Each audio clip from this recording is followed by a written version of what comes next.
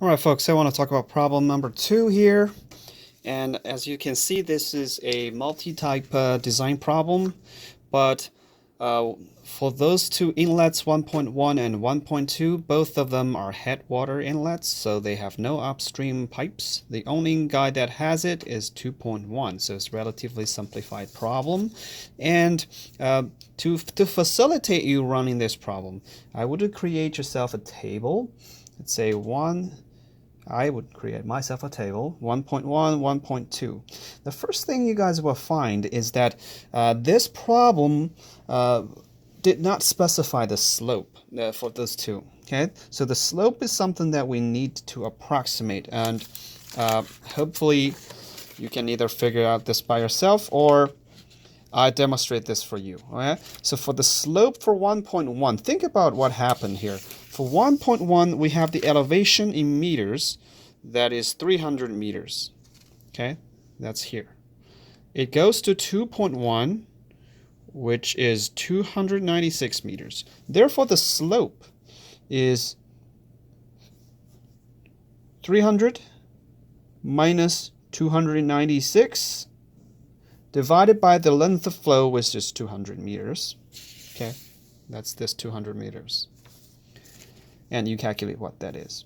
Okay, for 1.2, similarly, we have that it goes from 298 to 296 over 200. Okay, and you can calculate what that is. All right, so these two, you first secure these values by yourself. And then the second row would be C times A, because remember that the formula is, the formula for calculating peak flow is sigma, is Ki sigma Ca. Okay, that's the sigma. So that's the formula. So we got to figure out what these factors are. For 1.1, you can see the area, the incremental area is 1.01 times the runoff coefficient. You see these numbers are remarkably smaller than what we had previously because they're in kilometers squared. Okay, and for 1.2, that's 0.008 times 0.75. And what is that? Then we go to the flow duration, the duration of flow for 1.1 because it's a headwater inlet. Its the flow duration is simply the inlet time. So that's 25 minutes. And similarly for this guy's 20 minutes. Right? Then you take these two. You go to this plot, for example, 25, that's this one. 25, and we're designing for 100 year. You go up 100 year. It appears to be this line. Oops, let me try again. Here, we'll go over across. So the 25, the I is almost 4.5, okay, inches per hour. Inches per hour. Yes, inches per hour. Now this creates a problem because other things are in standard units. These are in standard units. This is in standard units. So in class we demonstrated US units, right? US units. But here this one has inches per hour. Therefore you have two paths to take. You can convert C of A into US units. That means turning this 0.01 into something else, right? Into something else. Or you can convert this into millimeters per hour, okay? So what is that millimeters? I think it's 4.5 times 25.6 millimeters per hour. All right, let's do the other one. What is the rainfall intensity here? Okay, then we come to the equation of Q. Okay, Q, the equation for Q is KCIA.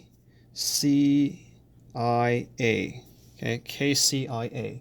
And the K, if you're using English units, for US units is 1. It is 0.28 for SI. So if you're like me, you did it in SI, then here you take 0.28 times I, okay? So 0.28 times I, 4.5 times this, okay? And this, okay? So figure that out.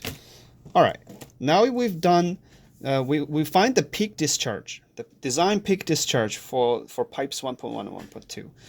The diameter,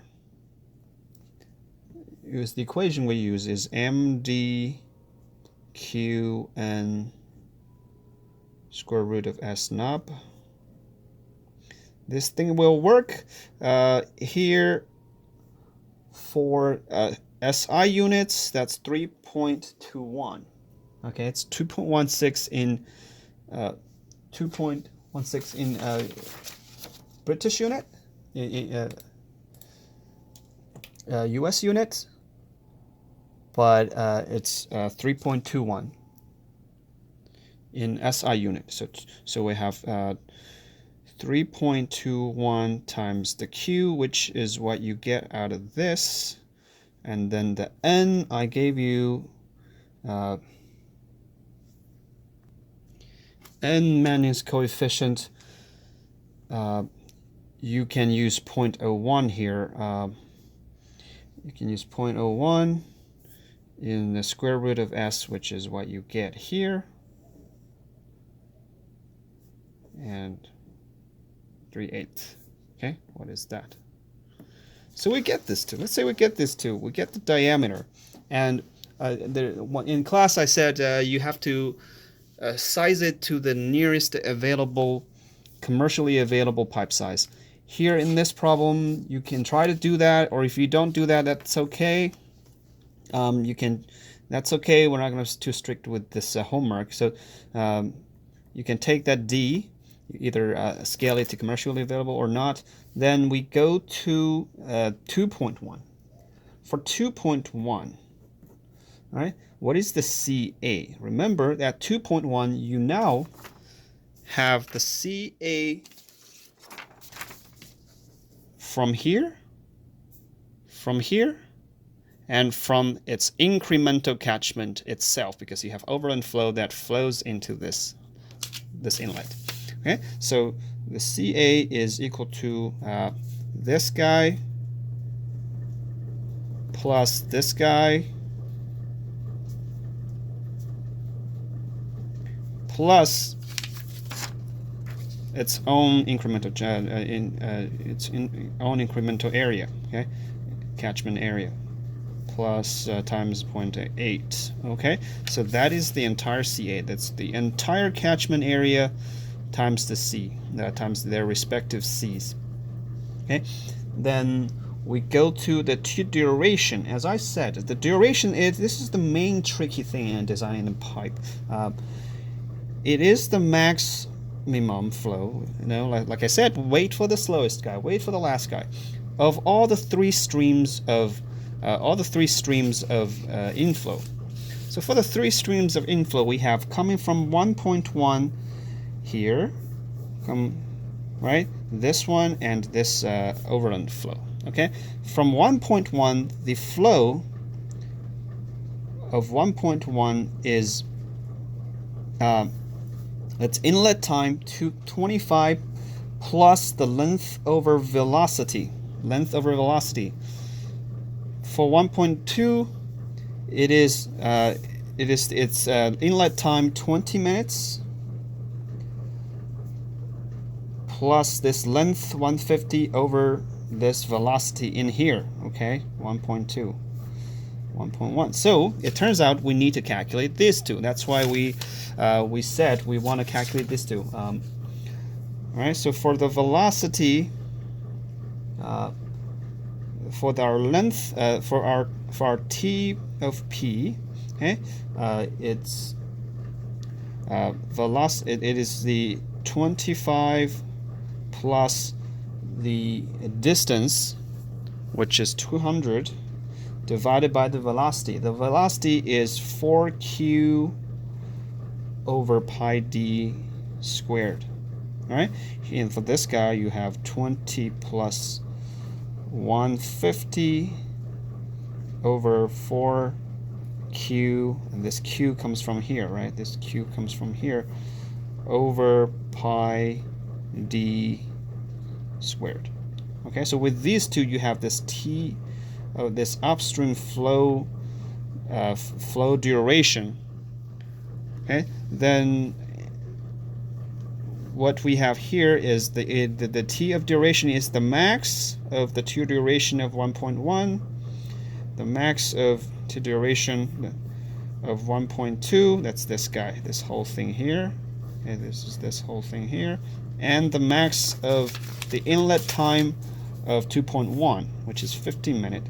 You know, even without calculation, I know this guy is not going to be the max. It's going to be one of these. Okay, it's going to be one of these, and more likely this guy, more likely this guy, before I even run calculation. Okay, so you have the TD duration for 2.1. You can then go to this chart again to find out your rainfall intensity.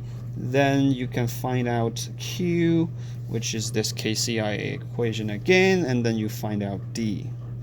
Okay, that's it, folks. I think for both of these problems, problem 3 and 4, they are very cumbersome. A lot of steps are involved, but they are conceptually not that hard to understand.